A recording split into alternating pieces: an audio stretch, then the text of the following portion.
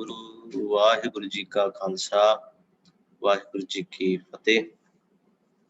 आप सरबत संगत का बहुत बहुत धन्यवाद जो अज दी इस क्लास दे विच आप जी जुड़े हो। इत्थे आपां गुरु नानक साहब सतगुरां दा जीवन इतिहास जो है वो लड़ीवार विचार रहे हाँ। कल दे जो पिछला इतिहास आपां सुनिया कि जदों गुरु नानक साहब सच्चे पातशाह वेई नदी तो बाहर निकले ने,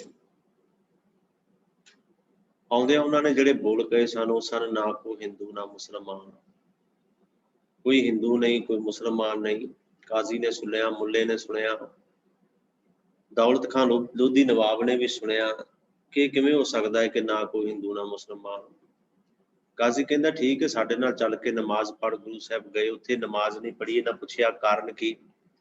सच्चे पातशाह ने आख्या नवाब दौलत खां लोधी तू ते घोड़े खरीद रहा सी काबल दे विच, सुरती तेरी उत्थे सी। ते काजी नूं गुरु साहब ने बोल के आख्या भाई तेरे घर दे विच विहड़े विच खूह है, घोड़ी ने बछेरी दित्ती वो खुली फिरदी है, तू डरदा रहा भी किते खूह च ना डिग पए। तेरा ध्यान उत्थे सी, नमाज पढ़िया तुसीं, शरीर जरूर अपना झुकाया सिजदा कीता पर मन तुहाडा जिहड़ा है वो उसे तरह ही दौड़ भज करदा रहा।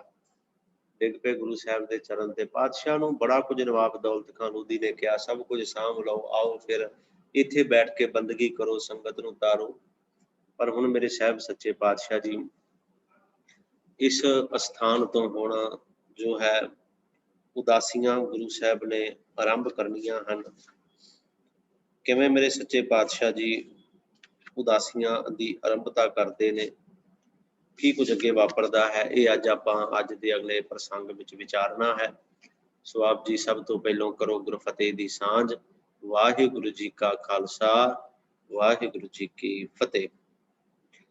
कहंदे जदों ये सारी वार्तालाप होई उदों मेरे पातशाह जी ने मन बना लिया कि हुण जो है वो उदासियां दे वास्ते जाना है। किस वास्ते? क्योंकि भाई साहब भाई गुरदास जी नूं जदों असीं पढ़दे हां ना ते उन्हां ने शब्द बड़े कमाल दे लिखे ने। आख्या है कि बाबा पैदा सचखंड नौ नित नाम गरीबी पाई, बाबा देखै ध्यान धर जलती सब पृथ्वी दिस आई, बाजों गुरु गुबार है करदी सुनी लुकाई, बाबे भेख बनाया उदासी दी रीत चलाई, चढ़िया सोधन धरत लुकाई। जदों गुरु नानक साहब ने वेख्या कि सारी लुकाई जिहड़ी वो जलदी पई, विकारां दी अग विच सड़दी पई है, जदों पातशाह जी ने वेख्या भी जाणिया कि गुरु तो बिना जिहड़ा है वो हर पासे हनेरा ही हनेरा है, लुकाई हाहाकार जिहड़ी वो लगातार करदी पई है। उस वेले आखदे ने बाबे ने अपना भेख बनाया ते उदासी दी जिहड़ी रीत है वो गुरु नानक साहब सच्चे पातशाह जी ने इथों आरंभ कीती। कहंदे जदों साखियां दे विच बाबे कालू दे पुत्तर गुरु नानक साहब सच्चे पातशाह दे बारे उन्हां दे त्यागी हो जाण दी खबर सुनी ते गुरु नानक साहब दा जिहड़ा सहुरा उहदा नाम सी भाई मूल चंद, उन्हें अपने नाल शामे पंडित नूं लिया ते लिखिया मिलदा है कि वो सुल्तानपुर लोधी की धरती ते पहुंचा सी। दोनों ने आम गृहस्थ दे नुकते तो समझाया कि घर रहो ते साधु बाणा छोड़ो। दोवां ने समझाया सी आके सुल्तानपुर गुरु नानक साहब नूं, सहुरा साहब भी आए, शामा पंडित नूं नाल लैके आया। उन्हें समझाया सी कि घर रहो ते जिहड़ा साधु दा बाणा तुसीं आ पहरावा जिहो जिहा पाई फिरदे हो ना, इहदा त्याग करो। कहते जिहड़ा नाल शामा पंडित आया सी उन्हें शस्त्रां दे वाक सुना के परमार्थ दे नुकते तो घर छड्डण दे औगण दसे कि गुरु नानक साहब जे तुसीं घर छड्ड दिओगे, नानक जे घर छड्डेगा ते फिर आ जिहड़ियां ने वो हानियां भी इस चीज़ दे विच ने, औगण दसे। पर कहंदे गुरु साहब ने राजा बालक नगरी काची दुष्टां नाल प्यारो वाला शब्द इत्थे गाया ते ओदी निशा कीती, ओदी तसल्ली कराई ते पंडित ने लख लिया कि ये निरा शास्त्री नहीं जो शास्त्रां नाल काबू आवे, ये अनुभवी है, महापुरख है ते किसी रंग विच है। शामे पंडित ने इस गल नूं समझ लिया भी जे मैं कल्ले शास्त्रां दे श्लोक सुना के गुरु नानक नूं वस विच कर लवांगा ते ये गल नहीं बननी। उन्हें समझ लिया ਇਹਨੂੰ ਤਜਰਬਾ ਹੈ, ਇਹ ਅਨੁਭਵੀ ਹੈ, ਇਹ ਕਿਸੇ ਹੋਰ ਹੀ ਰੰਗ ਵਿੱਚ ਰੰਗਿਆ ਹੋਇਆ ਹੈ। ਪਰ ਮੋਹ ਵਾਲੇ ਬਾਬਾ ਕਾਲੂ ਤੇ ਆਪਣੀ ਪੁੱਤਰੀ ਦੇ ਦੁੱਖਾਂ ਦੀ ਨਿਵਰਤੀ ਦੇ ਇੱਛਾਵਾਨ ਮੂਲ ਚੰਦ ਜੀ ਜਿਹੜੇ ਉਹ ਦੁਖੀ ਹੋਏ, ਉਹਨਾਂ ਦੁਖੀ ਹੋਏ ਭਾਈ ਮੂਲ ਚੰਦ ਜੀ ਸਹੁਰਾ ਸਾਹਿਬ ਗੁਰੂ ਨਾਨਕ ਸਾਹਿਬ ਦੇ। ਅੰਤ ਬਾਬੇ ਕਾਲੂ ਤੇ ਮਾਤਾ ਤ੍ਰਿਪਤਾ ਨੇ ਆਪਣੇ ਵੱਡੇ ਹੋਣ ਤੇ ਪੁੱਤਰ ਵੱਲੋਂ ਸੇਵਾ ਦੇ ਅਧਿਕਾਰ ਦੀ ਕਹਿੰਦੇ ਮੰਗ ਕੀਤੀ। ਕਈਆਂ ਨੇ ਵੀ ਆਖਿਆ ਹੈ ਕਿ ਇਹ ਵੀ ਆਏ ਸਨ ਇੱਥੇ, ਇਹਨਾਂ ਆਖਿਆ ਸੀ ਕਿ ਅਸੀਂ ਤੁਹਾਡੇ ਤੋਂ ਵੱਡੇ ਹਾਂ ਤੇ ਅਸੀਂ ਸੇਵਾ ਦੀ ਮੰਗ ਕਰਦੇ ਹਾਂ, ਤੁਸੀਂ ਪੁੱਤਰੋ ਸਾਡੇ ਤੇ ਤੁਹਾਡਾ ਸਾਡੀ ਸੇਵਾ ਕਰਨਾ ਜਿਹੜਾ ਉਹ ਬਣਦਾ ਹੈ। ਤਾਂ ਗੁਰੂ ਬਾਬੇ ਨੇ ਦੱਸਿਆ ਕਿ ਜਿਸ ਪਿਤਾ ਦੇ ਸਾਰੇ ਪੁੱਤਰ ਹਾਂ, ਉਸ ਦਾ ਹੁਕਮ ਜਗਤ ਜਲੰਦੇ ਵਿੱਚ ਉਸੇ ਦੇ ਪਿਆਰ ਦਾ ਢੰਡੋਰਾ ਦੇਣ ਦਾ ਹੈ। ਜਿਹਦੇ ਆਪਾਂ ਸਾਰੇ ਪੁੱਤਰ ਹਾਂ ਨਾ, ਜਿਸ ਪਿਤਾ ਦੇ, ਜਿਸ ਵਾਹਿਗੁਰੂ ਦੇ, ਉਹਨੇ ਮੈਨੂੰ ਹੁਕਮ ਦਿੱਤਾ ਹੈ ਕਿ ਜਗਤ ਜਲੰਦੇ ਨੂੰ ਰੱਖ ਜਾ ਕੇ ਵਿਛੜੀ ਸ੍ਰਿਸ਼ਟੀ ਨੂੰ ਉਸ ਨਾਲ ਮੇਲਣ ਦੀ ਆਗਿਆ ਹੋਈ ਹੈ ਮੈਨੂੰ। ਜਿਹੜੀ ਸ੍ਰਿਸ਼ਟੀ, ਜਿਹੜੀ ਕੁੱਲ ਕਾਇਨਾਤ ਉਸ ਪ੍ਰਮਾਤਮਾ ਤੋਂ ਵਿਛੜ ਗਈ ਹੈ ਨਾ, ਕਹਿੰਦੇ ਉਸ ਪ੍ਰਮਾਤਮਾ ਨੇ ਮੈਨੂੰ ਹੁਕਮ ਦਿੱਤਾ ਉਸ ਵਿਛੜੀ ਸ੍ਰਿਸ਼ਟੀ ਨੂੰ ਮੈਂ ਮੇਲਣਾ ਹੈ ਉਹਦੇ ਨਾਲ। ਤੁਸੀਂ ਆਪ ਹੀ ਦੱਸੋ ਕਿ ਮੈਂ ਕਿਵੇਂ ਕਰਾਂ। ਇਹ ਵਿਥਿਆ ਗੁਰੂ ਜੀ ਨੇ ਐਸੇ ਰੱਬੀ ਪ੍ਰੇਮ ਵਿੱਚ ਸੁਣਾਈ ਕਿ ਮਾਤਾ ਪਿਤਾ ਤੇ ਉਸੇ ਵੇਲੇ ਕੋਈ ਪ੍ਰਭਾਵ ਛਾ ਗਿਆ ਤੇ ਉਹ ਹਾਂ ਕਰ ਗਏ ਵੀ ਠੀਕ ਹੈ, ਜੋ ਤੂੰ ਕਰ ਰਿਹਾ ਹੈ ਉਹ ਭਲਾ ਹੈ, ਜਿਵੇਂ ਤੂੰ ਕਰੇਗਾ ਉਹੀ ਚੰਗਾ ਹੈ। ਇਹੋ ਜਿਹਾ ਕਹਿੰਦੇ ਪ੍ਰਭਾਵ ਉਹਨਾਂ ਦੇ ਉੱਤੇ ਪੈ ਗਿਆ, ਮਾਤਾ ਤੇ ਪਿਤਾ ਦੇ ਉੱਤੇ। ਹੁਣ ਸਹੁਰਾ ਸਾਹਿਬ ਵੀ ਉੱਥੇ ਨੇ, ਮੈਂ ਪਹਿਲਾਂ ਬੇਨਤੀ ਕਰ ਚੁੱਕਿਆ ਕਿ ਸ਼ਾਮਾ ਪੰਡਤ ਵੀ ਉੱਥੇ ਹੀ ਹੈ। ਕਹਿੰਦੇ ਉਹਨਾਂ ਤੇ ਹਾਂ ਕਰ ਦਿੱਤੀ। ਇਹ ਹਾਂ ਕਿਸੇ ਰੱਬੀ ਰੰਗ ਵਿੱਚ ਹੋ ਗਈ। ਮਗਰੋਂ ਜਦੋਂ ਘਰ ਨੂੰ ਗਏ ਤੇ ਦੋਵੇਂ ਉਦਾਸ ਹੀ ਸਨ। ਸਭ ਤੋਂ ਵੱਧ ਦੁੱਖ ਜਿਹੜਾ ਹੈ, ਭਰੀ ਦਸ਼ਾ ਜਿਹੜੀ ਉਹ ਮਾਤਾ ਸੁਲੱਖਣੀ ਦੀ ਸੀ, ਮਾਂ ਦੀ ਸੀ। ਵਾਹਿਗੁਰੂ ਮਾਤਾ ਸੁਲੱਖਣੀ ਗੁਰੂ ਸਾਹਿਬ ਸੱਚੇ ਪਾਤਸ਼ਾਹ ਜੀ ਦੀ ਧਰਮ ਸੁਪਤਨੀ ਦੀ ਸੀ, ਜਿਨ੍ਹਾਂ ਦੇ ਸਿਰ ਦਾ ਸਾਈਂ ਨਿੱਕੇ ਨਿੱਕੇ ਬਾਲ ਛੱਡ ਕੇ ਉਦਾਸ ਹੋ ਬੈਠਾ। ਤੇ ਇਹ ਵੀ ਗੱਲਾਂ ਕੰਨੀ ਪੈ ਰਹੀਆਂ ਸਨ ਕਿ ਪ੍ਰਦੇਸ਼ਾਂ ਨੂੰ ਚੱਲੇ ਨੇ ਗੁਰੂ ਨਾਨਕ ਸਾਹਿਬ। ਇਹ ਵੀ ਉਹਨਾਂ ਨੂੰ ਪਤਾ ਲੱਗ ਰਿਹਾ ਸੀ ਮਾਤਾ ਸੁਲੱਖਣੀ ਜੀ ਨੂੰ ਕਿ ਮੇਰੇ ਸਿਰ ਦਾ ਸਾਈਂ ਜਿਹੜਾ ਉਹ ਇੱਥੋਂ ਛੱਡ ਕੇ ਪ੍ਰਦੇਸ਼ਾਂ ਨੂੰ ਚੱਲਿਆ ਹੈ। ਤੇ ਇਹ ਵੀ ਪਤਾ ਨਹੀਂ ਕਿ ਉੱਥੋਂ ਮੁੜ ਕੇ ਵਾਪਸ ਆਉਣਗੇ ਵੀ ਕਿ ਨਹੀਂ। ਪਤੀ ਦੇ ਵਿਛੋੜੇ ਦਾ ਦੁੱਖ, ਪੁੱਤਰਾਂ ਦੀ ਪਾਲਣਾ ਅਤੇ ਸਿੱਖਿਆ ਦਾ ਸਹਿਸਾ, ਅਨੇਕ ਭਾਵ ਸਨ ਜੋ ਉਹਨਾਂ ਨੂੰ ਉਦਾਸ ਕਰਦੇ ਸਨ ਵੀ ਕਿਵੇਂ ਪੁੱਤਰਾਂ ਨੂੰ ਪਾਲੂਗੀ, ਕਿਵੇਂ ਰਵਾਂਗੀ ਮੈਂ, ਪਤੀ ਮੇਰਾ ਸਿਰ ਦਾ ਸਾਈਂ ਬਾਹਰ ਨੂੰ ਚੱਲਿਆ ਹੈ, ਪਤਾ ਨਹੀਂ ਮੁੜ ਕੇ ਆਵੇਗਾ ਵੀ ਕਿ ਨਹੀਂ। ਪਰ ਬੇਬੇ ਨਾਨਕੀ ਹਮੇਸ਼ਾ ਮਾਤਾ ਸੁਲੱਖਣੀ ਜੀ ਨੂੰ ਧੀਰਜ ਹੀ ਦਿੰਦੇ ਨੇ, ਹਮੇਸ਼ਾ ਹੀ। ਤੇ ਜਦੋਂ ਬੇਬੇ ਨਾਨਕੀ ਧੀਰਜ ਦਿੰਦੇ ਨੇ ਨਾ, ਦਿਲਾਸਾ ਦਿੰਦੇ ਨੇ, ਤੇ ਉਹਨਾਂ ਦਾ ਮਨ ਜਿਹੜਾ ਥੋੜਾ ਜਿਹਾ ਠਰਮੇ ਵਿੱਚ ਆਉਂਦਾ ਸੀ ਵੀ ਗੱਲ ਠੀਕ ਹੈ, ਪਰ ਫਿਰ ਟੁੱਟ ਜਾਂਦਾ ਸੀ ਮਨ ਤੇ ਸੁਭਾਅ ਹੀ ਉਹੋ ਜਿਹਾ। ਇੱਕ ਕਹਿੰਦੇ ਕੱਲੀ ਬੇਬੇ ਨਾਨਕੀ ਸੀ ਜੋ ਕਦੇ ਨਹੀਂ ਸੀ ਘਬਰਾਈ, ਜਦੋਂ ਇਹ ਗੱਲਾਂ ਸੁਣਦੀ ਵੀ ਸੀ ਜਾਂ ਜੋ ਵੀ ਹੁੰਦਾ ਸੀ, ਕਹਿੰਦੇ ਬੇਬੇ ਨਾਨਕੀ ਕਦੇ ਨਹੀਂ ਸੀ ਘਬਰਾਉਂਦੀ। ਉਹ ਉੱਚੇ ਮਨ ਵਾਲੀ, ਵਾਹਿਗੁਰੂ ਦੇ ਪ੍ਰੇਮ ਵਾਲੀ, ਇਸ ਸਾਰੇ ਨੂੰ ਵਾਹਿਗੁਰੂ ਦੀ ਕਰਨੀ ਤੇ ਵੀਰ ਦੀ ਰੱਬੀ ਰੰਗਤ ਦਾ ਚਾਅ ਵੇਖਦੀ ਸੀ। ਬੇਬੇ ਨਾਨਕੀ ਹਮੇਸ਼ਾ ਇਸ ਗੱਲ ਨੂੰ ਸਮਝਦੀ ਰਹੀ ਕਿ ਇਹ ਜੋ ਕੁਝ ਵੀ ਹੋ ਰਿਹਾ ਹੈ ਨਾ, ਉਸ ਵਾਹਿਗੁਰੂ ਦੀ ਕਰਨੀ ਹੈ। ਜੋ ਕੁਝ ਵੀ ਹੋ ਰਿਹਾ ਹੈ ਉਸ ਪ੍ਰਮਾਤਮਾ ਨੇ ਆਪ ਇਹ ਸਭ ਕੁਝ ਕੀਤਾ ਹੈ। ਬੇਬੇ ਨਾਨਕੀ ਇਸ ਗੱਲ ਨੂੰ ਸਮਝਦੀ ਸੀ। ਕਿ ਬੇਬੇ ਨੂੰ ਵੈਰਾਗ ਨਹੀਂ ਸੀ ਕਹਿੰਦੇ ਇਸ ਗੱਲ ਦਾ। ਵੀਰ ਦੇ ਵਿਛੋੜੇ ਦਾ ਵੈਰਾਗ ਤੇ ਬੇਬੇ ਨਾਨਕੀ ਨੂੰ ਵੀ ਸੀ, ਪਰ ਇਹ ਵੈਰਾਗ ਸਤ ਸੰਗ ਦੇ ਮੰਡਲ ਦਾ ਸੀ। ਇਹ ਵੈਰਾਗ ਸੀ ਜਿਸ ਵਿੱਚ ਉੱਚੇ ਬਲਬਲੇ ਸਨ। ਇਸ ਦਾ ਆਦਰਸ਼ ਉੱਚਾ ਸੀ। ਉਹਨੂੰ ਦਿਸ ਰਿਹਾ ਸੀ ਕਿ ਮੇਰਾ ਵੀਰ ਗੁਰੂ, ਮੇਰਾ ਭਰਾ ਜਿਹੜਾ ਗੁਰੂ ਹੈ, ਜੋ ਰੱਬੀ ਨੂਰ ਹੈ, ਆਪਣੇ ਮਾਲਕ ਦੇ ਹੁਕਮ ਵਿੱਚ, ਵਾਹਿਗੁਰੂ ਦੇ ਹੁਕਮ ਵਿੱਚ, ਉਸ ਵਾਹਿਗੁਰੂ ਦੀ ਡਾਢੀ ਉੱਚੀ ਸੁੱਚੀ ਤੇ ਸੋਹਣੀ ਕਾਰ ਕਰਨ ਵਾਸਤੇ ਚੱਲਿਆ। ਉਸ ਵਾਹਿਗੁਰੂ ਦੇ ਹੁਕਮ ਵਿੱਚ ਚੱਲਿਆ, ਜੋ ਉਹ ਵਾਹਿਗੁਰੂ ਹੁਕਮ ਕਰ ਰਿਹਾ, ਮੇਰਾ ਭਰਾ ਉਸ ਹੁਕਮ ਦੇ ਵਿੱਚ ਚੱਲਿਆ। ਇਹ ਵੇਖੋ ਕਿੰਨਾ ਪਿਆਰ ਸੀ ਬੇਬੇ ਨਾਨਕੀ ਦਾ। ਇਸ ਕਰਕੇ ਉਸਦੇ ਵੈਰਾਗ ਵਿੱਚ ਟੋਟ ਨਹੀਂ ਸੀ। ਉਹਦੇ ਬੇਬੇ ਨਾਨਕੀ ਦੇ ਵੈਰਾਗ ਵਿੱਚ ਖਿੱਝ ਤੇ ਨਿਰਾਸ਼ਤਾ ਨਹੀਂ ਸੀ। ਕਹਿੰਦੇ ਨੇ ਕਿ ਮਾਤਾ ਸੁਲੱਖਣੀ ਦੇ ਵੈਰਾਗ ਕਰਨ ਤੇ ਗੁਰੂ ਨਾਨਕ ਦੇਵ ਜੀ ਨੇ ਆਖਿਆ ਸੀ, ਜਦੋਂ ਮਾਤਾ ਸੁਲੱਖਣੀ ਜੀ ਧਰਮ ਪਤਨੀ ਵੈਰਾਗ ਕਰਦੀ ਤੇ ਗੁਰੂ ਸਾਹਿਬ ਨੇ ਬੋਲ ਕਹੇ ਸਨ कि जिहड़ा निरंक तू कहनी है भी तेरी पालना कौन करेगा। देखो ये सुभाविक जी गल है, पत्नी कह रही है कि मेरे सिर दे साइयां तू चला जाएगा तो मेरी पालना कौन करेगा। तो सच्चे पातशाह ने अगों बोल कहे सन सुलखणी तेरी पालना निरंकार करसी, वाहिगुरु तेरी पालना करेगा। निरंकार दी आग्या दा हाल जो गुरु जी ने इस वेले दसिया, इसने एक वेरा माता सुलखणी जी दे जेरे ते भी असर किया कि एक झलकारा गुरु नानक देव जी दे उच्चे उदेश ते उच्चे काम दा उस नूं भी वज गया। कहते जिस करके माता सुलखणी जी ने भी शीश निभा दिता। रहमत की गुरु साहब ने माता सुलखणी दे उत्ते भी, ये बख्शिश माता सुलखणी दे उत्ते भी गुरु साहब जी ने की असलीयत है। ये बख्शिश जदों की ना ते माता सुलखणी भी इस गल नूं समझ गई कि गुरु नानक साहब का उद्देश बड़ा उच्चा है। जे उदासियां ते जे चढ़िया सोधन धरत लुकाई असीं कहने ना, वो किस वास्ते का उद्देश गुरु नानक साहब का बड़ा उच्चा है। कहते माता सुलखणी का सिर भी जिहड़ा झुक गया।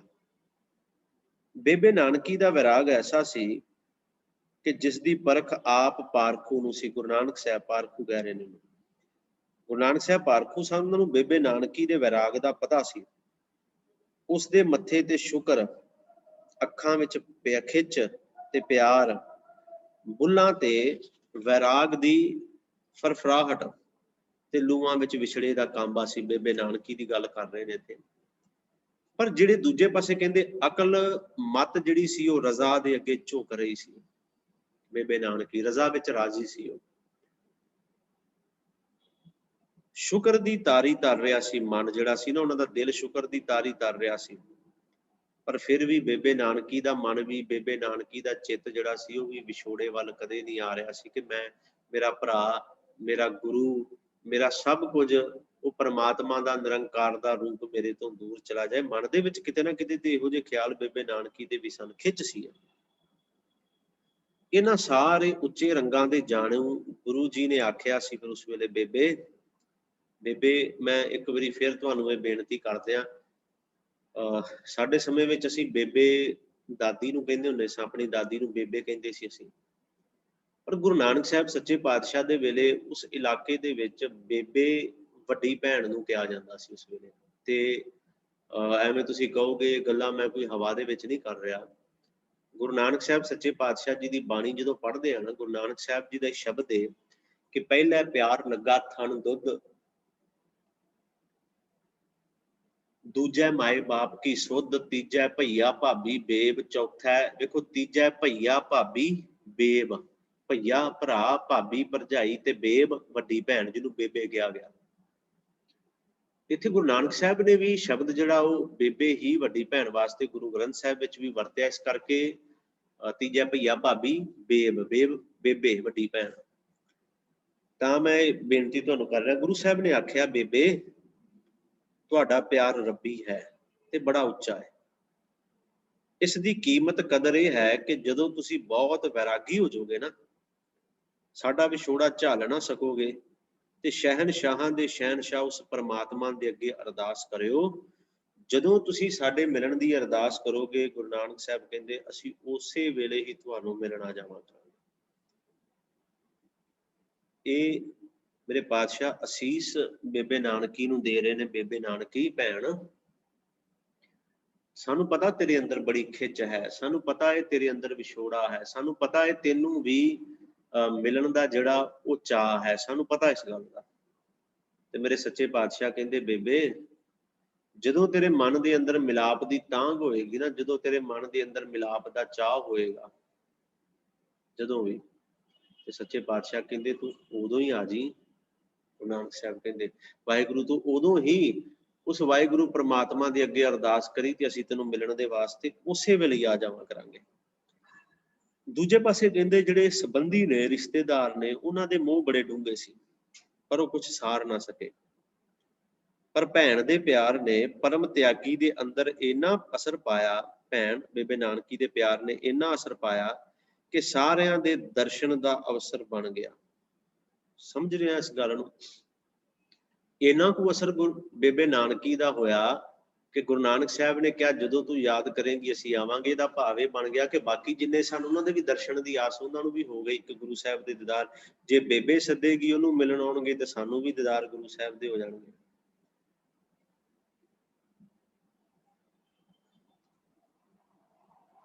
वाहिगुरू आस हो गई सारिਆਂ ਨੂੰ ਕਿ ਸਦਾ ਵਾਸਤੇ ਨਹੀਂ ਚੱਲੇ, ਭਾਵੇਂ ਕਿਸੇ ਰੰਗ ਰਹਿਣ ਕਦੇ ਨਾ ਕਦੇ ਮੁਹਾਰਾਂ ਮੋੜਨਗੇ ਤੇ ਫਿਰ ਦਰਸ਼ਨ ਦੇਣਗੇ। ਜਦੋਂ ਇਹ ਗੱਲ ਗੁਰੂ ਸਾਹਿਬ ਦੇ ਬੋਲ ਸੁਣੇ ਨਾ ਸਾਰਿਆਂ ਨੂੰ ਇੱਕ ਤੇ ਆਸ ਹੋ ਗਈ ਏ ਕਿ ਗੁਰੂ ਸਾਹਿਬ ਹੁਣ ਇਹ ਤੇ ਗੱਲ ਪੱਕੀ ਹੋ ਗਈ ਕਿ ਸਦਾ ਵਾਸਤੇ ਨਹੀਂ ਚੱਲੇ, ਵਾਪਸ ਮੁੜ ਕੇ ਆਉਣਗੇ ਕਿਉਂਕਿ ਭੈਣ ਨਾਨਕੀ ਨੂੰ ਬਚਨ ਕਰ ਰਹੇ ਹਨ। ਕਹਿੰਦੇ ਸੁਲਤਾਨਪੁਰੋਂ ਜਦੋਂ ਵਿਦਾ ਹੋਣ ਵੇਲੇ ਪਿਆਰ ਕਰਨ ਵਾਲਿਆਂ ਦੇ ਜਿਹੜੇ ਬੁਲਬੁਲੇ ਸਨ, ਮੈਂ ਥੋੜਾ ਜਿਹਾ ਇਹ ਕੁਝ ਖਾਲਸਾ ਸਮਾਚਾਰ ਦੇ ਵਿੱਚ ਲੇਖ ਪ੍ਰਕਾਸ਼ਿਤ ਹੋਏ ਸਨ ਆਜ਼ਾਦੀ ਤੋਂ ਪਹਿਲਾਂ। ਉਸ ਵੇਲੇ ਭਾਈ ਸਾਹਿਬ ਭਾਈ ਵੀਰ ਸਿੰਘ ਜੀ ਬੇਬੇ ਨਾਨਕੀ ਦੇ ਪਿਆਰ ਦਾ ਕੁਝ ਨਕਸ਼ਾ ਉਹਨਾਂ ਖਿੱਚਿਆ ਸੀ ਆਪਣੀ ਇੱਕ ਕਵਿਤਾ ਦੇ ਵਿੱਚ, ਰਾਗ ਮਲਾਰ ਦੇ ਵਿੱਚ, ਕਿ ਸੱਦ ਧੁਰੋਂ ਅਰਸ਼ਾਂ ਤੋਂ ਆਈ, ਵੀਰਨ ਲੈ ਪਰਦੇਸ ਸਿਧਾਈ, ਜੀ ਘਬਰਾਵੇ ਚੈਨ ਨਾ ਆਵੇ, ਨਾਨਕ ਬਿਨ ਅੰਧਿਆਰਾ ਛਾਵੇ, ਜਾਓ ਗੁਰੂ ਜੀ ਰੱਬ ਕਾਰ ਕਮਾਵੋ, ਕਦੇ ਝਾਤੀ ਆ ਪਾਈ। ਬੇਬੇ ਨਾਨਕੀ ਅਰਦਾਸ ਕਰ ਰਹੀ ਹੈ, ਕਦੇ ਕਦੇ ਆ ਕੇ ਮੇਰੇ ਪਾਤਸ਼ਾਹ ਦਰਸ਼ਨ ਦੇਈ। ਫਿਰ ਮਾਤਾ ਸੁਲੱਖਣੀ ਦੇ ਬਾਰੇ ਵੀ ਜਿਹੜਾ ਉਹਨਾਂ ਇਹ ਸ਼ਬਦ ਲਿਖੇ ਸਨ ਕਿ ਮਾਤਾ ਸੁਲੱਖਣੀ ਦੇ ਮਨ ਦੇ ਅੰਦਰ ਕੀ ਸੀ। ਪਾਪੀ ਮਿਟ ਜਾਓ ਨੈਣ ਸਾਈਆਂ ਹੇ ਸਾਈਆਂ, ਪੀਆ ਪਰਦੇਸ ਸਿਧਾਏ, ਹਾਏ ਮੈਂ ਨਿਕਾਰੀ ਪੀਆ ਰੱਬ ਦਾ ਵਪਾਰੀ, ਉੱਚ ਸ਼ਾਨ ਮੈਥੋਂ ਫੜਿਆ ਨਾ ਜਾਏ। ਫਿਰ ਉਹਨਾਂ ਨੇ ਇੱਕ ਸੰਗਤ ਦਾ ਬਿਰਹਾ ਵੀ ਦਰਜ ਕੀਤਾ ਸੀ। ਸੰਗਤ ਹੈ ਅਰਜ਼ ਕਰਦੀ, ਹੱਥ ਜੋੜੇ ਨੈਣ ਭਰਦੀ, ਠਹਿਰ ਜਾਈ ਰੱਬ ਦੇ ਦੁਲਾਰਿਆ, ਰੱਜ ਨਾ ਦੀਦਾਰ ਪਾਇਆ, ਬਿਜਲੀ ਲਿਸ਼ਕਾਰ ਆਇਆ, ਜਾਈ ਵੇ ਨਾ ਜਾਈ ਦਾਤਾ ਰੱਬ ਦੇ ਸੁਆਰਿਆ, ਵਾੜੀ ਜੋ ਆਪ ਲਾਈ ਅਜੇ ਹੈ ਨਿਮਾਣੀ ਸਾਈ, ਮੰਗਦੀ ਹੈ ਪਾਣੀ ਹੱਥੋਂ ਖੇਤੀ ਰਖਵਾਰਿਆ, ਪਾਉਣ ਵੇਗ ਕੌਣ ਰੋਕੇ, ਬੱਦਲਾਂ ਨੂੰ ਕੌਣ ਠਾਕੇ, ਧੁਰਾਂ ਤੋਂ ਜੋ ਚਾਲ ਪਾਏ ਟਰਨ ਨਹੀਂ ਟਾਰਿਆ, ਚੱਲੇ ਜੇ ਆਪ ਸਾਈਂ ਦਾਸਾਂ ਨੂੰ ਨਾ ਭੁੱਲਣਾ ਈ, ਕੂੰਜ ਵਾਂਗੂ ਯਾਦ ਰੱਖੀ ਦੇਈਆਂ ਦਿਦਾਰਿਆ। ਵੇਖੋ ਸੱਚੇ ਪਾਤਸ਼ਾਹ ਜਦੋਂ ਚੱਲਿਆ ਹੈ ਨਾ ਤਾਂ ਸਾਨੂੰ ਭੁੱਲੀ ਨਾ, ਕੂੰਜ ਵਾਂਗੂ ਯਾਦ ਰੱਖੀ ਸਾਨੂੰ, ਕੂੰਜ ਵਾਂਗੂ। ਊੜੈ ਊੜ ਆਵੈ ਸਹਿ ਕੋਸਾਂ, ਤਿਸ ਪਾਛੈ ਬਚਰੈ ਸ਼ਰਿਆ। ਕੂੰਜ ਸੈਂਕੜੇ ਕੋਹਾਂ ਉੱਡ ਕੇ ਆਪਣੇ ਬੱਚਿਆਂ ਤੋਂ ਦੂਰ ਚਲੀ ਜਾਂਦੀ ਹੈ, ਪਰ ਧਿਆਨ ਉਹਦੀ ਸੁਰਤੀ ਉਹਦਾ ਚਿੱਤ ਜਿਹੜਾ ਹੈ ਉਹ ਆਪਣੇ ਬੱਚਿਆਂ ਦੇ ਵਿੱਚ ਹੀ ਜੁੜਿਆ ਰਹਿੰਦਾ ਹੈ। ਤੇ ਸਿੱਖ ਕਹਿ ਰਹੇ ਨੇ ਸੱਚੇ ਪਾਤਸ਼ਾਹ ਸਾਨੂੰ ਕੂੰਜ ਵਾਂਗੂ ਯਾਦ ਰੱਖੀ, ਜਿਵੇਂ ਕੂੰਜ ਸੈਂਕੜੇ ਕੋਹ ਦੂਰ ਚਲੀ ਜਾਂਦੀ ਹੈ ਭੁੱਲਦੀ ਨਹੀਂ। ਸਾਨੂੰ ਪਤਾ ਹੈ ਤੁਸੀਂ ਵੀ ਸੈਂਕੜੇ ਹਜ਼ਾਰਾਂ ਕੋਹ ਦੂਰ ਜਾਣਾ ਹੈ, ਪਰ ਉਸ ਕੂੰਜ ਵਾਂਗੂ ਸਾਨੂੰ ਵੀ ਯਾਦ ਰੱਖਿਓ ਪਾਤਸ਼ਾਹ, ਕਦੇ ਸਾਨੂੰ ਭੁੱਲ ਨਾ ਜਾਇਓ। ਇਹ ਅਰਦਾਸ ਇਹ ਬੇਨਤੀ ਜਿਹੜੇ ਨੇ ਉਹ ਸਾਰੇ ਕਰ ਰਹੇ ਨੇ ਸੱਚੇ ਪਾਤਸ਼ਾਹ ਜੀ ਦੇ ਅੱਗੇ। ਕਹਿੰਦੇ ਉਸ ਵੇਲੇ ਮਾਨੋ ਅਰਸ਼ਾਂ ਤੋਂ ਵੀ ਇੱਕ ਆਵਾਜ਼ ਆਈ ਸੀ, ਨਾਨਕ ਸਾਰੇ ਜਾ ਜਪਾਵੀ ਮੇਰਾ ਨਾਮ। ਪ੍ਰਮਾਤਮਾ ਕਹਿ ਰਿਹਾ ਨਾਨਕ ਸਾਰੀ ਥਾਂ ਤੇ ਮੇਰਾ ਨਾਮ ਜਪਾਵੀ ਜਾ ਕੇ, ਥਾਂ ਥਾਂ ਜਾਈ ਪਿਲਾਵੀ ਅੰਮ੍ਰਿਤ ਜਾਮ, ਟੁੱਟੀ ਨੂੰ ਗੰਢੀ ਤੇ ਵਿਛੜੀ ਮਿਲਾਈ, ਦੇਵੀ ਜੀ ਦਾਨ ਤੂੰ ਕਰੀਏ ਕਾਮ। ਇਹ ਕੰਮ ਕਰੀ ਤੂੰ ਜੀ ਦਾਨ ਦੇਣਾ ਹੈ ਗੁਰੂ ਨਾਨਕ, ਇਸ ਕਾਇਨਾਤ ਵਿੱਚ ਕੁੱਲ ਕਾਇਨਾਤ ਵਿੱਚ ਜਾ ਕੇ ਇਹ ਕੰਮ ਤੂੰ ਕਰਨਾ ਹੈ, ਟੁੱਟਿਆਂ ਨੂੰ ਜੋੜ ਮੇਰੇ ਨਾਲ। ਕਹਿੰਦੇ ਉਧਰ ਦੂਜੇ ਪਾਸੇ ਨਵਾਬ ਦੌਲਤ ਖਾਂ ਲੋਧੀ, ਕਹਿੰਦੇ ਨਵਾਬ ਨਾਲ ਜਿਸ ਦਿਨ ਦਾ ਉਹ ਨਮਾਜ਼ ਵਾਲਾ ਕਿੱਸਾ ਵਾਪਰਿਆ ਨਾ, ਕਹਿੰਦੇ ਉਸ ਦਿਨ ਦਾ ਉਹ ਮਾਮੂਲੀ ਹਾਲਤ ਤੋਂ ਬਦਲ ਗਿਆ। ਵੇਖੋ ਕਿੱਡੀ ਕਮਾਲ ਦੀ ਗੱਲ ਹੈ। ਮੋਦੀ ਖਾਨੇ ਦਾ ਹਿਸਾਬ ਤੇ ਬਾਕੀ ਦੇ ਗਰੀਬਾਂ ਨੂੰ ਦੇਣ ਦਾ ਅਸਰ ਨਵਾਬ ਤੇ ਹੋਰ ਪੈ ਗਿਆ। ਉਹ ਕੁਝ ਸੋਝਵਾਨ ਹੋ ਗਿਆ ਹੁਣ ਅੱਗੇ ਨਾਲੋਂ। ਹੁਣ ਨਵਾਬ ਦੀ ਵੀ ਸਾਰੀ ਰਾਤ ਕਹਿੰਦੇ ਜਾਗਦੇ ਲੰਘਦੀ ਸੀ। ਅੱਗੋਂ ਦਾ ਭੈ ਆਉਂਦਾ, ਅੱਗੋਂ ਦਾ ਭਾਵ ਮੌਤ ਤੋਂ ਬਾਅਦ ਦਾ ਜਿਹੜਾ ਸਮਾਂ ਹੈ ਉਹਦਾ ਡਰ, ਉਹਦਾ ਭੈ ਆਉਂਦਾ। ਤੇ ਆਪਣੇ ਮੋਦੀ ਦੀ ਰੱਬੀ ਰੰਗਤ ਦਾ ਨਕਸ਼ਾ ਅੱਖਾਂ ਅੱਗੇ ਰਹਿੰਦਾ। ਗੁਰੂ ਨਾਨਕ ਸਾਹਿਬ ਰੱਬੀ ਰੰਗਤ ਦਾ ਨਕਸ਼ਾ, ਉਹ ਚਿਹਰਾ ਇਹਦੇ ਨਵਾਬ ਦੌਲਤ ਖਾਂ ਦੇ ਸਾਹਮਣੇ ਰਹਿੰਦਾ। ਜੀ ਕਰਦਾ ਉਹਦਾ ਕਿ ਕੁਝ ਅਰਜ਼ ਕਰੇ, ਪਰ ਮੁਸਲਮਾਨੀ ਤਾਸਬ ਤੋਂ ਭੈ ਵੀ ਖਾਂਦਾ ਸੀ। ਸ਼ਰ੍ਹਾ ਦਾ ਇੱਕ ਡਰ ਵੀ ਮਨ ਦੇ ਅੰਦਰ ਸੀ ਸ਼ਰ੍ਹਾ ਦਾ। ਪਰ ਉਧਰ ਕੁਝ ਦਿਨਾਂ ਵਿੱਚ ਸਾਰੀ ਰੰਗਤ ਬਦਲਦੀ ਗਈ। ਦੂਜੇ ਪਾਸੇ ਹਿੰਦੂ ਤੇ ਮੁਸਲਮਾਨ ਜਿੰਨੇ ਵੀ ਸਨ ਗੁਰੂ ਸਾਹਿਬ ਜੀ ਦੇ ਅੱਗੇ ਝੁਕਦੇ ਗਏ। ਭਾਵੇਂ ਕਾਜ਼ੀ ਸਨ, ਮੁੱਲਾ ਸਨ, ਮੁਫਤੀ ਸਨ, ਸਾਰੇ ਲੋਹਾ ਮੰਨਣ ਤੇ ਸਿਰ ਨਿਵਾਉਣ ਲੱਗ ਪਏ। ਸਾਰੇ ਆ ਕੇ ਗੁਰੂ ਨਾਨਕ ਸਾਹਿਬ ਦੇ ਅੱਗੇ ਸਿਰ ਝੁਕਾਉਣ ਲੱਗ ਪਏ। ਨਵਾਬ ਦੇ ਦਿਲ ਨੂੰ ਜੋ ਲੱਗੀ ਸੀ ਉਹ ਵੀ ਇੰਨੀ ਮੱਘ ਉੱਠੀ ਕਿ ਸੰਸਾਰਕ ਭੈ ਸ਼ਰਮਾ ਤੋਂ ਪਾਸੇ ਹੋ ਗਿਆ। ਉਹਦੇ ਦਿਲ ਵਿੱਚ ਆਇਆ ਕਿ ਮੈਂ ਵੀ ਗੁਰੂ ਨਾਨਕ ਸਾਹਿਬ ਦੇ ਜਾ ਕੇ ਚਰਨ ਫੜ ਲਵਾਂ। ਨਵਾਬ ਦੌਲਤ ਖਾਨ ਲੋਧੀ ਕਿ ਮੈਂ ਵੀ ਜਾਵਾਂ ਤੇ ਗੁਰੂ ਨਾਨਕ ਸਾਹਿਬ ਸੱਚੇ ਪਾਤਸ਼ਾਹ ਜੀ ਦੇ ਜਿਹੜੇ ਚਰਨ ਨੇ ਫੜ ਲਵਾਂ। ਗੁਰੂ ਜੀ ਦੇ ਕੂਚ ਵੇਲੇ ਨਵਾਬ ਪੁੱਜ ਗਿਆ। ਜਦੋਂ ਗੁਰੂ ਸਾਹਿਬ ਚੱਲਣ ਲੱਗੇ ਉਸ ਵੇਲੇ ਤੱਕ ਨਵਾਬ ਦੌਲਤ ਖਾਨ ਲੋਧੀ ਵੀ ਗੁਰੂ ਨਾਨਕ ਸਾਹਿਬ ਕੋਲ ਆ ਗਿਆ ਤੇ ਆਉਂਦਿਆਂ ਗੁਰੂ ਨਾਨਕ ਸਾਹਿਬ ਸੱਚੇ ਪਾਤਸ਼ਾਹ ਦੇ ਚਰਨਾਂ ਤੇ ਡਿੱਗ ਪਿਆ। ਵੇਖੋ, ਜਿੰਨੇ ਸਭ ਕੁਝ ਲੈਣਾ ਹੋਵੇ। ਭਾਈ ਸਾਹਿਬ ਭਾਈ ਵੀਰ ਸਿੰਘ ਕਹਿੰਦੇ ਇਹਨੇ ਆਪਣਾ ਸਿਰ ਗੁਰੂ ਨਾਨਕ ਸਾਹਿਬ ਸੱਚੇ ਪਾਤਸ਼ਾਹ ਜੀ ਦੇ ਚਰਨਾਂ ਤੇ ਰੱਖ ਦਿੱਤਾ। ਗੁਰੂ ਨਾਨਕ ਸਾਹਿਬ ਜੀ ਦੇ ਚਰਨ ਚੁੰਮਦਾ ਪਿਆ ਹੈ ਤੇ ਹੱਥ ਜੋੜ ਕੇ ਬੰਦਗੀ ਦਾ, ਖੁਦਾ ਨੂੰ, ਪ੍ਰਮਾਤਮਾ ਨੂੰ ਮਿਲਣ ਦਾ ਤਰੀਕਾ ਪੁੱਛਦਾ ਹੈ ਗੁਰੂ ਨਾਨਕ ਸਾਹਿਬ। ਉਸ ਵੇਲੇ ਮੇਰੇ ਸੱਚੇ ਪਾਤਸ਼ਾਹ ਜੀ ਨੇ ਸਤਨਾਮ ਦਾ ਉਪਦੇਸ਼ ਦੇ ਕੇ ਉਹਨੂੰ ਨਿਹਾਲ ਕੀਤਾ। ਤਵਾਰੀਖ ਖਾਲਸਾ ਦੇ ਵਿੱਚ ਜ਼ਿਕਰ ਹੈ। ਹੁਣ ਨਗਰੀ ਦੇ ਸਾਰੇ ਹਿੰਦੂ ਮੁਸਲਮਾਨ ਆ ਗਏ ਤੇ ਸਭਨਾਂ ਮੱਥਾ ਟੇਕਿਆ। ਕਈ ਫਕੀਰ ਵੀ ਆਏ ਜਿਨ੍ਹਾਂ ਆ ਕੇ ਨਮਸਕਾਰ ਕੀਤੀ, ਪੈਰ ਚੁੰਮੇ। ਬਾਬੇ ਦੀ ਖੁਸ਼ੀ ਹੋਈ ਫਕੀਰਾਂ ਦੇ ਉੱਪਰ ਵੀ। ਦੂਜੇ ਪਾਸੇ ਕਹਿੰਦੇ ਮਰਦਾਨਾ ਗੁਰੂ ਜੀ ਨੇ ਆਪਣੇ ਨਾਲ ਲਿਆ। ਮਰਦਾਨਾ ਜਿਹੜਾ ਰਬਾਬ ਵਜਾਉਂਦਾ ਸੀ। ਮੈਂ ਥੋੜੀ ਜਿਹੀ ਬੇਨਤੀ ਕਰਾਂ, ਰਬਾਬ ਜਿਹੜਾ ਨਾ ਉਹ ਇੱਕ ਅਰਬੀ ਸਾਜ਼ ਹੈ। ਥੋੜਾ ਜਿਹਾ ਧਿਆਨ ਨਾਲ ਸੁਣਿਓ। ਰਬਾਬ ਇੱਕ ਅਰਬੀ ਸਾਜ਼ ਹੈ, ਅਰਬ ਦਾ ਸਾਜ਼ ਹੈ। ਗੁਰੂ ਜੀ ਨੇ ਰਬਾਬ ਕੁਛ ਆਪਣੀ ਤਰਜ਼ ਦਾ ਬਦਲਦਿਆਂ ਤੇ ਫਿਰੰਦੇ ਨੂੰ ਨਵਾਂ ਰਬਾਬ ਬਣਾਉਣ ਦੀ ਆਗਿਆ ਦਿੱਤੀ ਸੀ। ਅਸੀਂ ਜਦੋਂ ਸੁਲਤਾਨਪੁਰ ਲੋਧੀ ਦੇ ਦਰਸ਼ਨ ਦੀਦਾਰ ਕਰਨ ਵਾਸਤੇ ਜਾਂਦੇ ਹਾਂ ਨਾ, ਸੁਲਤਾਨਪੁਰ ਲੋਧੀ ਤੇ ਸੁਲਤਾਨਪੁਰ ਲੋਧੀ ਤੋਂ ਬਿਲਕੁਲ ਥੋੜੇ ਲਗਭਗ ਮੇਰੇ ਖਿਆਲ 15 ਕਿਲੋਮੀਟਰ ਦੂਰ ਹੋਏਗਾ, ਜ਼ਿਆਦਾ ਨਹੀਂ, 15 ਕਿਲੋਮੀਟਰ ਦੇ ਕਰੀਬ, 10 ਤੋਂ 15 ਕਿਲੋਮੀਟਰ ਦੇ ਵਿੱਚ ਬਿਲਕੁਲ ਦਰਿਆ ਸਤਲੁਜ ਦੇ ਕਿਨਾਰੇ ਤੇ ਕੰਢੇ ਤੇ ਬਹੁਤ ਉੱਚਾ ਗੁਰਦੁਆਰਾ ਸਾਹਿਬ ਬਣਿਆ ਹੈ, ਗੁਰਦੁਆਰਾ ਰਬਾਬ ਸਾਹਿਬ। ਇਤਿਹਾਸਕਾਰ ਕਹਿੰਦੇ ਨੇ ਕਿ ਭਾਈ ਫਿਰੰਦਾ ਜੀ ਉਸੇ ਅਸਥਾਨ ਤੇ ਟਿਕਾਣਾ ਕਰਦੇ ਸਨ ਆਪਣਾ। ਉੱਥੇ ਉਹਨਾਂ ਦਾ ਟਿਕਾਣਾ ਸੀ ਜਿੱਥੋਂ ਭਾਈ ਮਰਦਾਨਾ ਜੀ ਰਬਾਬ ਲੈ ਕੇ ਆਏ ਸਨ। ਗੁਰੂ ਦੇ ਹੁਕਮ ਦੇ ਅਨੁਸਾਰ ਰਬਾਬ ਲੈ ਕੇ ਆਏ ਸਨ, ਕਿਉਂਕਿ ਫਿਰੰਦੇ ਨੂੰ ਆਗਿਆ ਕੀਤੀ ਸੀ। ਪਰ ਇਹ ਗੁਰੂ ਨਾਨਕ ਕਾਟ ਦਾ ਨਵਾਂ ਰਬਾਬ ਮਰਦਾਨੇ ਨੇ ਆਪਣੇ ਨਾਲ ਲੈ ਲਿਆ। ਬੇਬੇ ਨਾਨਕੀ ਜੀ ਨੇ ਫਿਰੰਦੇ ਨੂੰ ਇਹਦਾ ਮੁੱਲ ਤਾਰਿਆ ਸੀ, ਕਿਉਂਕਿ ਗੁਰੂ ਸਾਹਿਬ ਨੇ ਆਖਿਆ ਸੀ ਮਰਦਾਨਿਆਂ ਬੇਬੇ ਨਾਨਕੀ ਦੇ ਕੋਲੋਂ ਮਾਇਆ ਲੈ ਲਾ ਫਿਰੰਦੇ ਨੂੰ ਦੇਣ ਦੇ ਵਾਸਤੇ ਰਬਾਬ। ਰਬਾਬੀਆਂ ਪਾਸ ਜੋ ਰਬਾਬ ਹੋਣੇ ਨਾ, ਜਿਹੜੀ ਹੁਣ ਰਬਾਬੀਆਂ ਕੋਲ ਰਬਾਬ ਹੈ, ਕਹਿੰਦੇ ਉਹ ਨਹੀਂ ਹੈ।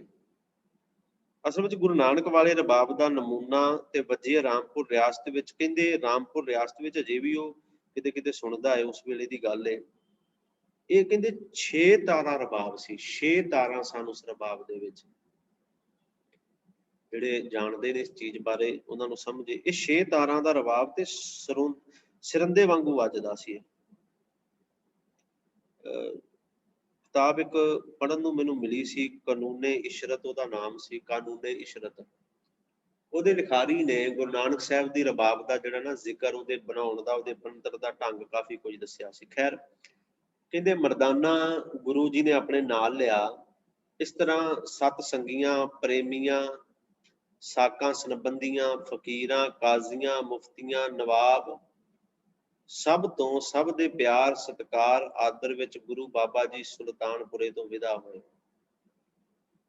ਸੁਲਤਾਨਪੁਰ ਤੋਂ ਵਿਦਾ ਹੋਏ ਆਪਣੇ ਅਰਸ਼ੀ ਬਾਬਲ ਦੀ ਨੌਕਰੀ ਕਮਾਉਣ ਦੇ ਵਾਸਤੇ। ਉਸ ਵਾਹਿਗੁਰੂ ਪਾਤਸ਼ਾਹ ਦੀ ਨੌਕਰੀ ਕਮਾਉਣ ਲਈ ਮੈਂ ਜੋ ਪਹਿਲਾਂ ਬੇਨਤੀ ਕੀਤੀ ਸੀ, ਭਾਈ ਸਾਹਿਬ ਭਾਈ ਗੁਰਦਾਸ ਜੀ ਦੀ ਇਹ ਵਾਰ ਦੀ ਪੌੜੀ, ਬਾਬਾ ਪੈਦਾ ਸੱਚਖੰਡ, ਨੌ ਨਿਤ ਨਾਮ ਗਰੀਬੀ ਪਾਈ, ਬਾਬਾ ਦੇਖੈ ਧਿਆਨ ਧਰ ਜਲਤੀ, ਸਭ ਪ੍ਰਿਥਵੀ ਦਿਸ ਆਈ, ਬਾਜੋਂ ਗੁਰੂ ਗੁਬਾਰ ਹੈ ਕਰਦੀ, ਹੈ ਕਰਦੀ, ਹਾਹਾਕਾਰ ਕਰਦੀ ਵੀ ਸੁਣੀ ਲੁਕਾਈ, ਬਾਬੇ ਭੇਖ ਬਣਾਇਆ, ਉਦਾਸੀ ਕੀ ਰੀਤ ਚਲਾਈ, ਚੜਿਆ ਸੋਧਣ ਧਰਤ ਲੁਕਾਈ। ਉਸ ਵੇਲੇ ਉਦਾਸੀ ਇਹਦੀ ਰੀਤ ਇਹਨੂੰ ਕਿਹਾ ਜਾਂਦਾ ਸੀ। ਅੱਜ ਅਸੀਂ ਪ੍ਰਚਾਰ ਫੇਰੀਆਂ ਜਾਂ ਜੋ ਬਹੁਤ ਕੁਝ ਕਹਿੰਦੇ ਆ ਵੀ ਉਦਾਸੀ ਕਹਿਣਾ ਮਾੜਾ ਹੈ, ਉਦਾਸੀਆਂ ਕਹਿਣਾ, ਪਰ ਭਾਈ ਸਾਹਿਬ ਭਾਈ ਗੁਰਦਾਸ ਜੀ ਸ਼ਬਦ ਲਿਖ ਰਹੇ ਨੇ, ਉਦਾਸੀ ਦੀ ਰੀਤ ਉਹਨਾਂ ਨੇ ਚਲਾਈ ਸੀ। ਚੜਿਆ ਸੋਧਣ ਧਰਤ ਲੁਕਾਈ, ਗੁਰੂ ਨਾਨਕ ਸਾਹਿਬ ਸੱਚੇ ਪਾਤਸ਼ਾਹ ਧਰਤ ਲੁਕਾਈ ਨੂੰ ਸੋਧਣ ਦੇ ਵਾਸਤੇ, ਸੁਧਾਰਨ ਦੇ ਵਾਸਤੇ, ਭੁੱਲਿਆਂ ਨੂੰ ਭਟਕਿਆਂ ਨੂੰ ਸਿੱਧੇ ਰਸਤੇ ਤੇ ਪਾਉਣ ਵਾਸਤੇ, ਜਾਂ ਸੌਖੇ ਜਿਹੇ ਸ਼ਬਦਾਂ ਵਿੱਚ ਆਪਾਂ ਗੱਲ ਕਰੀਏ ਕਿ ਟੁੱਟਿਆਂ ਹੋਇਆਂ ਨੂੰ ਪ੍ਰਮਾਤਮਾ ਨਾਲ ਜੋੜਨ ਦੇ ਵਾਸਤੇ ਚੜਿਆ ਸੋਧਣ ਧਰਤ ਲੁਕਾਈ ਉਹ ਬਾਬਾ ਸੁਲਤਾਨਪੁਰੇ ਤੋਂ ਚੱਲ ਪਿਆ। ਹੁਣ ਇੱਥੋਂ ਸੱਚੇ ਪਾਤਸ਼ਾਹ ਜੀ ਦੀਆਂ ਉਦਾਸੀਆਂ ਜਿਹੜੀਆਂ ਨੇ ਉਹ ਆਰੰਭ ਹੁੰਦੀਆਂ ਨੇ। ਕਿਵੇਂ ਪਾਤਸ਼ਾਹ ਜੀ ਕਿੱਥੇ ਕਿੱਥੇ ਗਏ, ਕੀ ਕੁਝ ਹੋਇਆ। ਇੱਥੇ ਭਾਈ ਸਾਹਿਬ ਨੇ ਜਿਹੜਾ ਜ਼ਿਕਰ ਕੀਤਾ ਇਹ ਸਾਖੀ ਭਾਈ ਲਾਲੋ ਵਾਲੀ ਹੈ। ਇਤਿਹਾਸਕਾਰਾਂ ਨੇ ਆਖਿਆ ਭਾਈ ਲਾਲੋ ਦੇ ਨਾਲ ਪਹਿਲਾਂ ਮਿਲਾਪ ਹੋਇਆ ਸੀ। ਹੁਣ ਥੋੜਾ ਜਿਹਾ ਧਿਆਨ ਨਾਲ ਸੁਣਿਓ, ਕਵੀ ਦਾ ਆਪਣਾ ਰੰਗ ਹੈ, ਆਪਣੇ ਕਹਿਣ ਦਾ ਤਰੀਕਾ ਹੈ, ਬਿਆਨ ਕਰਨ ਦਾ ਇੱਕ ਢੰਗ ਹੈ ਕਵੀ ਦਾ। ਕਹਿੰਦੇ ਬਿਆਸਾ ਨਦੀ ਦਾ ਪੱਛਮੀ ਕਿਨਾਰਾ,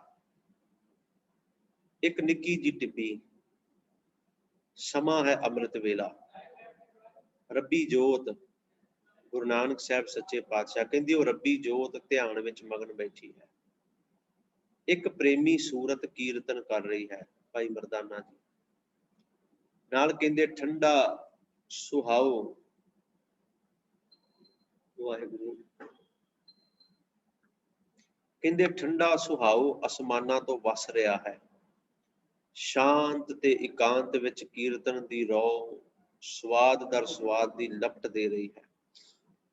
ਦਿਨ ਚੜ ਆਇਆ, ਆਪ ਨੇ ਸੋਹਣੇ ਨੈਣ ਖੋਲੇ, ਅਰਸ਼ਾਂ ਵੱਲ ਤੱਕਿਆ ਤੇ ਫਿਰ ਦਰਿਆ ਵੱਲ ਤੇ ਫਿਰ ਚੁਫੇਰੇ ਵੱਲ। ਫਿਰ ਸੱਚੇ ਪਾਤਸ਼ਾਹ ਜੀ ਨੇ ਆਖਿਆ, ਹਉ ਜੀਵਾਂ ਗੁਣਸਾਰ ਅੰਤਰ ਤੂੰ ਵਸੈ। ਸੂਹੀ ਰਾਗ ਦਾ ਇਹ ਪਾਵਨ ਸ਼ਬਦ ਹੈ। ਹਉ ਜੀਵਾਂ ਗੁਣਸਾਰ ਅੰਤਰ ਤੂੰ ਵਸੈ, ਤੂੰ ਵਸਹਿ ਮਨ ਮਾਹੇ ਸਹਜੇ ਰਸ ਰਸੈ। ਇਸ ਸ਼ਬਦ ਦੀ ਮਿੱਠੀ ਧੁਨ ਚਾਰੇ ਪਾਸੇ ਗੂੰਜੀ। ਫਿਰ ਬਿਆਸਾ ਨਦੀ ਦੇ ਉਸ ਪੱਛਮੀ ਕਿਨਾਰੇ ਤੋਂ ਗੁਰੂ ਸਾਹਿਬ ਉੱਠੇ ਤੇ ਆਖਿਆ, ਵੇਖੋ ਕਿੰਨੀਆਂ ਰਹਿਮਤਾਂ ਹਨ। ਆਖਿਆ ਇੱਥੇ ਧਿਆਨ ਨਾਲ ਸੁਣਿਓ, ਗੁਰੂ ਨਾਨਕ ਸਾਹਿਬ ਉੱਠੇ, ਖੜੇ ਹੋਏ ਤੇ ਆਖਿਆ, ਮਹਾਂਪੁਰਖ ਇੱਕ ਆਵੇਗਾ, ਕੀਰਤਨ ਹੋਵੇਗਾ, ਵਸੋਂ ਹੋਏਗੀ। ਇਹ ਕਹਿੰਦੇ ਅੱਗੇ ਨੂੰ ਤੁਰ ਪਏ। ਭਾਈ ਸਾਹਿਬ ਭਾਈ ਵੀਰ ਸਿੰਘ ਕਹਿੰਦੇ ਬਿਆਸਾ ਨਦੀ ਦੇ ਪੱਛਮੀ ਕਿਨਾਰੇ ਤੇ ਬੈਠੇ, ਪਾਵਨ ਸ਼ਬਦ ਹਉ ਜੀਵਾਂ ਗੁਣਸਾਰ ਅੰਤਰ ਤੂੰ ਵਸੈ ਸ਼ਬਦ ਗਾਇਆ। ਉੱਥੋਂ ਉੱਠਣ ਲੱਗਿਆ ਗੁਰੂ ਸਾਹਿਬ ਨੇ ਆਖਿਆ ਸੀ ਕਿ ਇੱਥੇ ਇੱਕ ਮਹਾਂਪੁਰਖ ਆਏਗਾ, ਕੀਰਤਨ ਦੀ ਧੁਨ ਵੱਜੇਗੀ, ਬੜੀ ਭਾਰੀ ਵਸੋਂ ਹੋਏਗੀ। ਤੇ ਅੱਜ ਦੇ ਸਮੇਂ ਜੇ ਵਿਚਾਰੀਏ ਤੇ ਇਹ ਟਿਕਾਣਾ ਗੋਇੰਦਵਾਲ ਸਾਹਿਬ ਦੀ ਪਾਵਨ ਧਰਤੀ ਹੈ। ਇੱਕ ਮਹਾਂਪੁਰਖ ਆਏਗਾ, ਗੁਰੂ ਅਮਰਦਾਸ ਸੱਚੇ ਪਾਤਸ਼ਾਹ, ਕੀਰਤਨ ਦੀ ਧੁਨ ਵੱਜੇਗੀ, ਵਸੋਂ ਹੋਏਗੀ। ਇਹ ਗੋਇੰਦਵਾਲ ਸਾਹਿਬ ਦਾ ਪਾਵਨ ਸਥਾਨ ਉਦੋਂ ਵਸਿਆ ਨਹੀਂ ਸੀ ਜਦੋਂ ਗੁਰੂ ਸਾਹਿਬ ਨੇ ਬੋਲ ਕਰੇ ਸਨ। ਇਹ ਕਹਿੰਦੇ ਅੱਗੇ ਨੂੰ ਤੁਰ ਪਏ। ਇਵੇਂ ਹੀ 2 ਦਿਨ ਗੁਜ਼ਾਰ ਰਸਤੇ ਤੁਰਦੇ, ਤੀਜੇ ਦਿਨ ਅੰਮ੍ਰਿਤ ਵੇਲੇ ਇੱਕ ਬੇਰੀਆਂ ਦੀ ਝੰਗੀ ਹੇਠ ਇੱਕ ਸੁਹਾਵੇ ਸ਼ੰਭ ਦੇ ਕਿਨਾਰੇ ਜਾ ਜੋਤ ਜਗਾਈ। ਕੀਰਤਨ ਹੋਇਆ, ਸਵਾਦ ਆਇਆ। ਫਿਰ ਸੋਹਣੇ ਬੁੱਲ ਖੁੱਲੇ ਗੁਰੂ ਸਾਹਿਬ ਦੇ ਤੇ ਬਚਨ ਹੋਇਆ, ਅਬ ਤਬ ਅਵਰ ਨਾ ਮੰਗੋ ਹਰ ਪਹਿ, ਨਾਮ ਨਿਰੰਜਨ ਦੀਜੈ ਪਿਆਰ। ਨਾਨਕ ਚਾਤ੍ਰਿਕ ਅੰਮ੍ਰਿਤ ਜਲ ਮੰਗੈ, ਹਰ ਜਸ ਦੀਜੈ ਕਿਰਪਾ ਧਾਰ। ਮੈਂ ਇੱਕ ਛੋਟੀ ਜੀ ਬੇਨਤੀ ਪਹਿਲਾਂ ਕਰਦੇ ਹਾਂ, ਕਿਉਂਕਿ ਮਨ ਵਿੱਚ ਬੜੇ ਖਿਆਲ ਆਉਂਦੇ ਨੇ। ਗੁਰੂ ਨਾਨਕ ਸਾਹਿਬ ਸਤਿਗੁਰਾਂ ਦੇ ਨਾਲ ਭਾਈ ਮਰਦਾਨਾ ਜੀ ਨੇ। ਅਸੀਂ ਗੁਰੂ ਨਾਨਕ ਸਾਹਿਬ ਜੀ ਦਾ ਜੀਵਨ ਤੇ ਬੜੀ ਵਾਰੀ ਪੜ੍ਹਿਆ। ਭਾਈ ਮੂਲਾ ਜੀ ਆਏ, ਮੂਲ ਚੰਦ ਖੱਤਰੀ ਜੀ ਗੁਰੂ ਨਾਨਕ ਸਾਹਿਬ ਦੇ ਸਹੁਰੇ ਆਏ, ਸ਼ਾਮਾ ਪੰਡਤ ਨਾਲ ਆਇਆ। ਗੁਰੂ ਸਾਹਿਬ ਦੇ ਪਰਿਵਾਰ ਨੇ, ਪਿਤਾ ਕਾਲੂ ਨੇ, ਮਾਤਾ ਤ੍ਰਿਪਤਾ ਨੇ ਰੋਕਿਆ। ਗੁਰੂ ਸਾਹਿਬ ਦੀ ਧਰਮ ਸੁਪਤਨੀ ਮਾਤਾ ਸੁਲੱਖਣੀ ਨੇ ਰੋਕਿਆ। ਇਤਿਹਾਸ ਪੜ੍ਹਿਆ, ਬੜੇ ਸਿੱਖਾਂ ਨੇ ਵਰਜਿਆ। ਸਿੱਖਾਂ ਨੇ ਆਖਿਆ ਪਾਤਸ਼ਾਹ ਸਾਨੂੰ ਛੱਡ ਕੇ ਨਾ ਜਾਓ, ਪਰ ਕਦੇ ਮਰਦਾਨੇ ਦੇ ਜੀਵਨ ਵਿੱਚ ਇਹ ਕੁਝ ਆਇਆ ਕਿ ਮਰਦਾਨੇ ਨੂੰ ਕਿਸੇ ਨੇ ਰੋਕਿਆ ਹੋਵੇ, ਮਰਦਾਨਿਆਂ ਤੂੰ ਨਾ ਜਾ? ਕਦੇ ਨਹੀਂ ਆਇਆ। ਕਦੇ ਮਰਦਾਨੇ ਦਾ ਜੀਵਨ ਇਹੋ ਜਿਹਾ क्योंकि मरदाना समर्पित सी गुरु नानक साहब सच्चे पातशाह नूं, मरदाने दा परिवार समर्पित सी गुरु साहब नूं। कदे उस परिवार ने भी नहीं आख्या सी मरदानिया तू कित्थे चलिया बाबे नानक दे मगर मगर तुरदा फिरदा, इहने मुड़ना या नहीं मुड़ना पता नहीं, है आएगा भी कि नहीं आएगा। ते इह भी नहीं पता कि मरदाना जिहड़ा गुरु नानक साहब दे नाल चलिया इहने भी मुड़ के आउणा है कि नहीं आउणा। वेखो किन्ना प्यार उस मरदाने दा गुरु नानक साहब सतगुरां दे नाल सी। ने अपनी जिंदगी की परवाह नहीं की उस मरदाने, अपने जीवन की परवाह नहीं उस मरदाने ने की। शब्द मेरे पातशाह जी ने गाया, अब तब अवर न मांगो हर पह, नाम निरंजन दीजै प्यार, नानक चात्रिक अमृत जल मांगै, हर जस दीजै कृपा धार। ये गुजरी राग का शब्द है। इत्थे रहमतां ला के इत्थों भी मेरे पातशाह उठे तुर पए, बचन कीता महापुरख आउणगे, हर कीर्तन दा मंदिर ते नगरी वसाउणगे। हुण ध्यान नाल सुणियो, इत्थे जिहड़े पहला शब्द आए ने बेरियां दे झुंड ने, इत्थे दूजा टिकाणा दूजी जगह ते बैठे, उत्थे आख्या इत्थे भी महापुरख आएगा। ये बचन जिहड़े ने ये अमृत सरोवर, जिथे अमृतसर है ना, जिथे सरोवर है, उत्थे बैठ के गुरु साहब ने एक कीर्तन किया, ये शब्द गाविया सी ते आख्या सी इत्थे भी महापुरख आएगा, हर कीर्तन दा मंदिर ते नगरी वसाउणगे। देखो बख्शिशां बख्शदे जा रहे ने, ये अमृतसर साहब दा स्थान, क्योंकि जिथे हुण दुख भंजनी बेर है, बाबा बुढ़ा साहब जी दी बेर है, लाची बेर, तीन बेरियां पंथ ने साਂਭ के रखियां होईयां ने कौम ने। पर इत्थे आसे पासे उस वेले बेरियां दा इस ताल दे सरोवर दे कंढे बड़ा वड्डा झुंड हुंदा सी। जदों गुरु नानक साहब आए, जदों गुरु रामदास साहब सच्चे पातशाह आए, उस वेले तक बहुत वड्डा झुंड हुंदा सी इत्थे बेरियां दा। इतिहासकार दसदे ने जदों पढ़ोगे। कहते फिर इत्थों भी मेरे पातशाह चले, 2-4 दिन होर सफर किया।